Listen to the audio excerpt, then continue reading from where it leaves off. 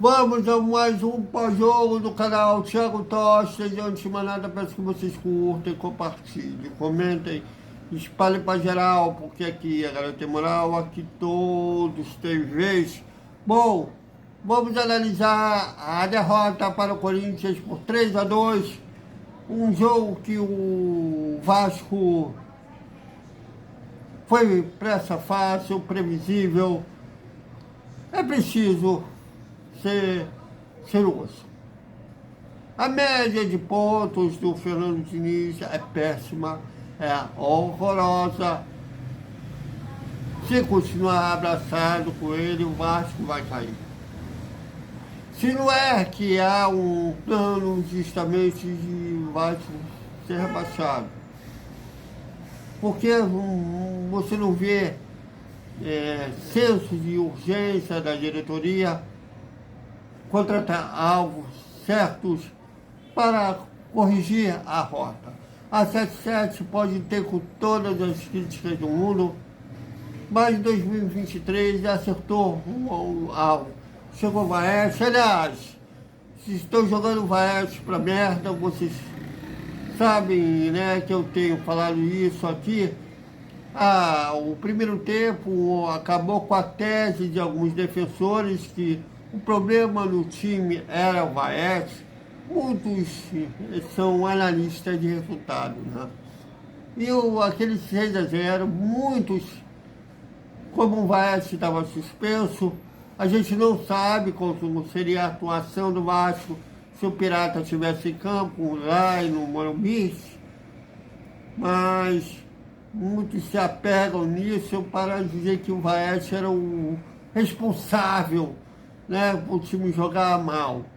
E ele retornou contra o Juventude e o time jogou mal. E hoje ele foi barrado, o time jogou mal.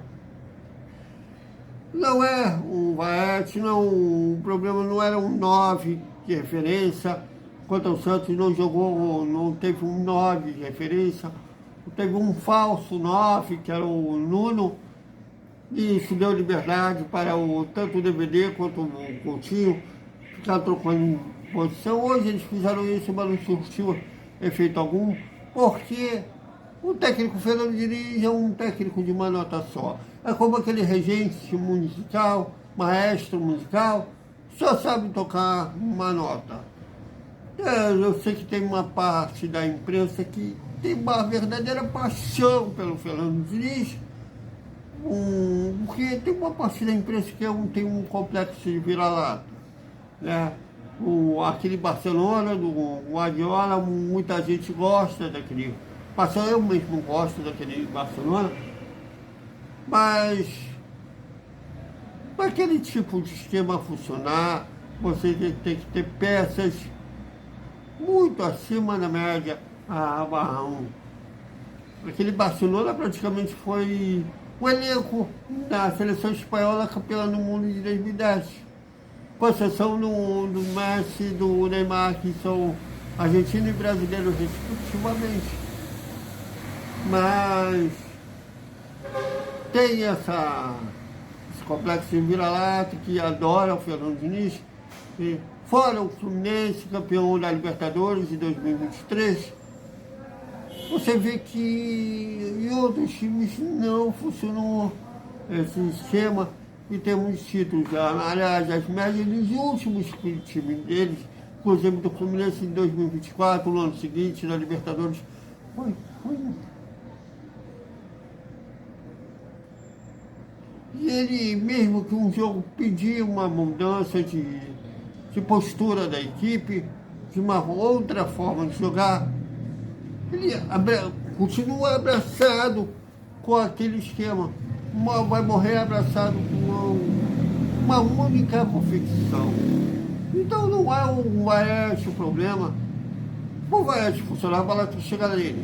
E muitas vezes a bola sequer chega. Contra o Juventude a bola não chegou. Mas disseram que o problema era ele, e hoje eu não vi a grande mobilidade que juraram para mim que seria sem o Pirata. É preciso entender aquele conteúdo, contexto do 6-0,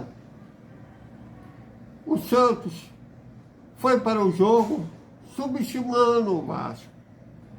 Vocês podem pegar um pré-jogo de qualquer youtuber, jornalista, cientista, aquele Fábio Sormani. O Santos perdeu hoje de novo. A gente perdeu, inclusive, desculpem, a gente perdeu, inclusive, a oportunidade de passar o Santos na tabela e o próprio Corinthians. E eles cantavam vitória, não só cantavam vitórias, como cantavam goleadas. E o Santos, como hoje todo mundo atira o Vasco para merda, acharam que iriam golear o Vasco a ponto deles, como se fosse um boxeador, só pensando em golpear o seu oponente e não cuida da defesa. Foi isso, o 6-0. Desculpa, gripado. Foi isso, o 6-0. O Santos só pensou em atacar e deixou a defesa vulnerável demais, que o Vasco, enfim, aproveitou. Um outro time, conhecendo o jeito do Fernando Diniz de jogar com aproximação, adianta a marcação, acabou. Porque o Fernando Diniz se nega a jogar de outra forma. Foi isso. O Corinthians esperou o Vasco dormir e fez um gol à la pelada, de um cruzamento de, não lembro se foi Matheus Bidu, cruzou para trás, encontrou o Maicon sozinho, porque o Mita, no lado direito, é uma coisa engraçada. Falam muito do Ryan. Ryan é aquele jogador que só quer jogar com a bola. Ele parece se negar a jogar sem bola.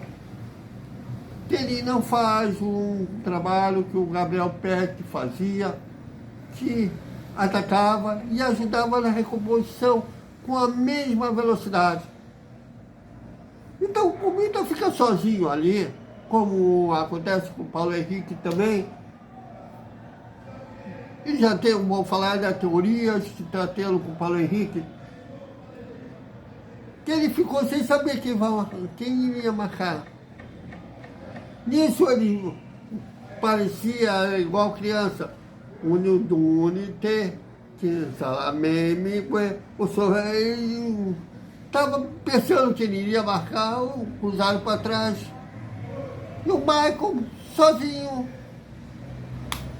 chutou, dominou, olhou para o gol, chutou onde ele estava fora do alcance do Léo Jardim, 1-0.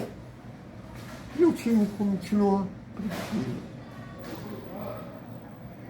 E o segundo tempo, apesar do Baete ter entrado no lugar do que saiu machucado, o time continuou previsível, a bola não chegando, o Baete, condição dele aproveitar o que ele tem melhor, que a conclusão. Não queira que o argentino faça trabalho de pivô, o jogo saia de plano, que ele não tem essa característica. Não adianta a gente forçar alguém, o que não é. Isso vale para tudo, para o relacionamento amoroso, para o relacionamento profissional, que tem que respeitar a característica de cada um.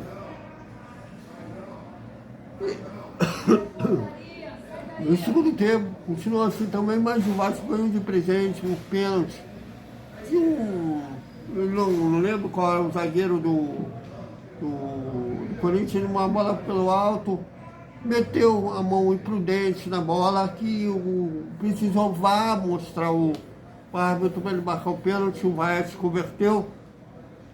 Rua 1 deveria colocar um volante para proteger o meio de campo e tentar virar o jogo, mas novamente gripado, desculpem novamente, pedir desculpa a vocês, estou realmente gripado. Saiu o segundo gol, o Corinthians, e novamente falha geral de marcação. Como eu falei no início, o Vasco marca fofo, e sem zagueiro, o Vasco não convenhamos que não tem zagueiro, tanto que o Moura está jogando improvisado como um zagueiro. E o Fernando Diniz não confia nos zagueiros que tem, não deu oportunidade ao Luiz Gustavo, que quis ser vendido com justiça ao Bahia. Já que ele não está sendo aproveitado, já que ele não quer ele, eu vou procurar um lugar onde eu vou ser amado, onde eu vou ser valorizado. E foi isso, assim como o Paulinho, que não está tendo, foi um cara que fez o primeiro gol do Vasco em 2025, lá no estadual contra o Nova Iguaçu, não está sendo aproveitado, quer ser negociado. E durante a semana a gente vai falar desse vende a quase 0,800 da diretoria na sua base. E porque os que poderiam tentar pelo menos ajudar, quem sabe poderia ajudar, não estão sendo aproveitados. E outra falha geral de marcação, da direita para a esquerda, houve um chute, o Léo Jardim espalmou, Mateuzinho, que não foi incomodado por ninguém, cruzou. E um Gui Negão, de um moleque de 18 anos, também aproveitou o cochilo da defesa. Só teve um trabalho de completar para o gol vazio, 2-1. O Vasco continuou previsível, entrou o Gomes, mas o time não conseguiu mudar a dinâmica do jogo, levou um terceiro gol. Hoje, 90% os times treinam quando deveriam treinar, cobranças, escanteio de bola parada. E para mim era um escanteio mal batido, que foi na primeira trave. Geralmente as defesas cortam facilmente escanteio lançado para a primeira trave. Mas não, ainda o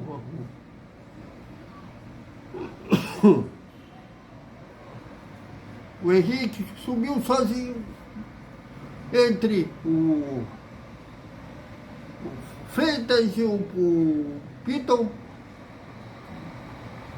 e cabeceou na primeira trave. O Léo Jardim ficou imóvel. 3-1. Aí o Corinthians passou a controlar o jogo. O Vasco conseguiu diminuir com um bom lance do Gomes. Aliás, a torcida é tão carente, como diz aquela música na Maravilha, não faz mal, eu tô carente, mas eu tô legal. Que teve uma jogada em treino, que ela vira, me apaixonei. O cara fez uma jogada de gênio em treino. Ficaram já com amor. O Gomes cruzou e é como se um adolescente, num primeiro beijo na boca, ou já fez pela primeira vez, perdeu a virgindade, acha que vai casar com a musa. A torcida do Vasco hoje tão carente que está. O Gomes fez uma boa jogada em treino, já acharam que era um gênio e vai virar ídolo. Mas ele deu assistência, né? Uma estreia, poucos minutos de jogo, fez uma boa assistência. O Gabriel Peck, estou com o Peck na cabeça, porque eu citei ele agora há pouco. O Ryan bateu e fez 3-2. Já nos acréscimos, não dava tempo para lá. Bom, a janela acaba dia 2. Tem ainda, se eu não me engano, mais 2 semanas para corrigir a rota O Ademar Lopes apareceu, né, na chegada do time. Cadê o zagueiro? E tem 2 semanas para acertar alvo e tentar aí corrigir. Mas para isso é preciso demitir o Fernando Diniz. Então é isso, galera. Tem muita gente usando que está cheirando a negociação. Eu não tenho essa informação. A princípio, realmente ele foi preservado para o jogo de quarta-feira contra o Botafogo. Mas vamos aguardar quarta-feira se a gente terá essa resposta. Então, é isso, galera. Até o Desperta Vascaíno com o primeiro tempo da coletiva lá no São Januário e a hora do almoço com o segundo tempo da coletiva lá de São Januário. Até mais.